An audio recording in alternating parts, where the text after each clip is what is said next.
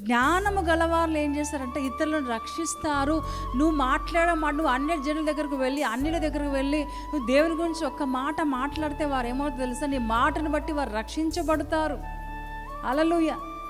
నీ మాటలు బట్టి వారు ఏమవుతారు తెలుసా, దేవుని రాజ్యంలో చేర్చబడతారు. నీ మాటలు బట్టి, నీ జ్ఞానంతో కూడిన మాట, లేకపోతే పరలోకం నుంచి వచ్చే మాటలు ఎప్పుడైతే వారు వింటారో వారి జీవితంలో ప్రభు వారిని ఏం చేస్తాడు తెలుసా, రక్షిస్తాడు. ఆధ్యాత్మికమైన విషయాల నుంచి మాట్లాడుతున్నాను.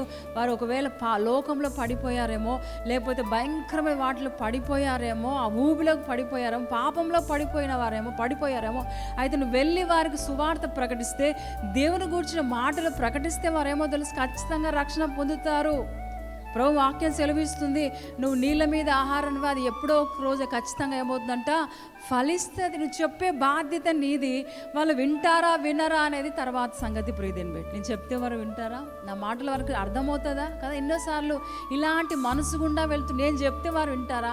వారు డబ్బున్నవారు, పేరు ప్రఖ్యాతలైన వారు, పలుకుబడగలిగిన వారు, మంచి ఆస్తిపరులు, ఐశ్వర్యవంతులు, లేకపోతే మంచి పొజిషన్లో ఉన్నవారు, వారి దగ్గరకు వెళ్ళి నేను చెప్తే, దేవుని గురించిన మాటలు చెప్తే వారు వింటారా, నమ్ముతారా అని ఎన్నోసార్లు అనుమానంతో మనం జీవిస్తుంటాం. ఈరోజు ప్రభు మాట్లాడుతున్నాడు, మన దేవుడు ఎలాంటి వాడో తెలుసా, మన దేవుని మాటలు, పరలోకం నుంచి వచ్చే మాటలు ఎవరైతే వింటారో వారి జీవితంలో దేవుడు కార్యాలు జరిగిస్తాడు. ఒక మాట వెళ్ళి చెప్తే ఆ మాటకు నిజంగా దేవుడు ఎంతగానో ఏం చేస్తాడో తెలుసా, ఆ మాటకు తగిన ఫలితాన్ని ప్రవహిస్తాడు.